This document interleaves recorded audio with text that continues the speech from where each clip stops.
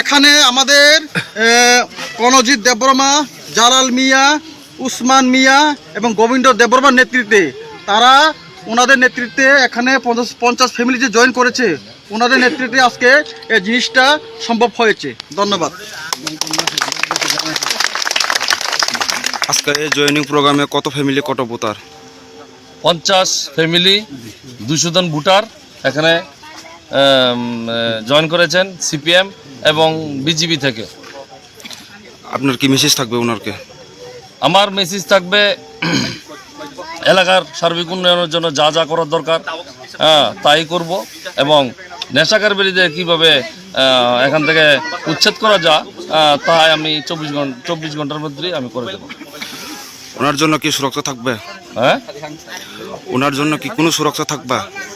সুরক্ষা 100% সুরক্ষা থাকবে, কারণ শান্তি সম্প্রীতি যা করার দরকার, উন্নয়ন করতে গেলে শান্তি এবং সম্প্রীতির দরকার এবং ডিসিপ্লিন দরকার।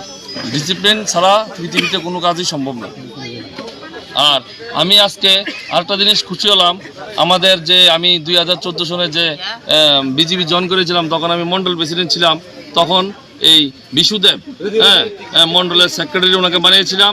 উনি আজকে ডিপ্রাইড, তাই আমার সঙ্গে উনি জয়েন করেছেন। আমি অত্যন্ত ধন্যবাদ জানাই ওনাকে যে উনি আমাদের ত্রিপুরা মাথাতে জয়েন করেছেন। আপনাদের সরকার আসার পর তাদের জন্য কি করবেন, কি আশ্বাস দেবেন? সরকার আসার পর মহারাজজি ভীষণ ডকুমেন্ট দিয়েছেন, বলেছেন এবং এগুলি কিছুদিনের মধ্যেই জনগণের হাতে পড়বে। আসলে সত্যি কথা যে একটা আঞ্চলিক পার্টি এত ভালো চিন্তা বা এত ভালো মেসেজ দিয়ে কাজ করতে পারে আমরাও কল্পনা করতে পারিনি। আশা করি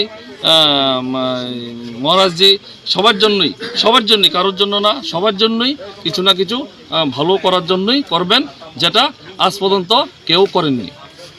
তারা কোন কোন দল থেকে ত্যাগ করে এসেছেন? সিপিএম, বিশেষ করে বিজেপি, জুমলা বিজেপি থেকেই, এবং বললামই তো আমার সঙ্গে জেনারেল সেক্রেটারি ছিল তখনকার সময়ে।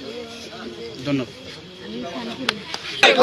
বিধানসভায় 10 নং মজুদপুরে সমীর বসুকে বিবল বুটে জয় করুন। বুবাগরা লংলে চিপ্রা মাথা লংলে ওয়াইটিএফ লংলে টিসিএফ লংলে বুবাগরা কে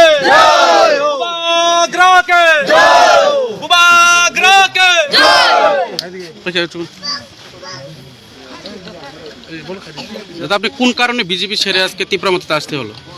কারণ কিছু না, ভূভাগরার কথাবার্তায় আমরা খুব ইমপ্রেস হয়ে গেছি। উনি যে ব্রড মাইন্ডের চিন্তাধারা, এটা আমি খুব খুশি।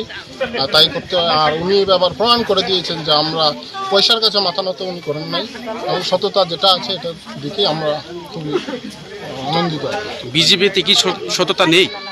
না, বিজেপিতে তো গ্রুপিজম চলছে, তাদের মধ্যে গোষ্ঠীবাদী চলছে, তাদের তো হাওয়ার মধ্যে এসছে, হাওয়ার মধ্যেই চলে যাবে ওরা।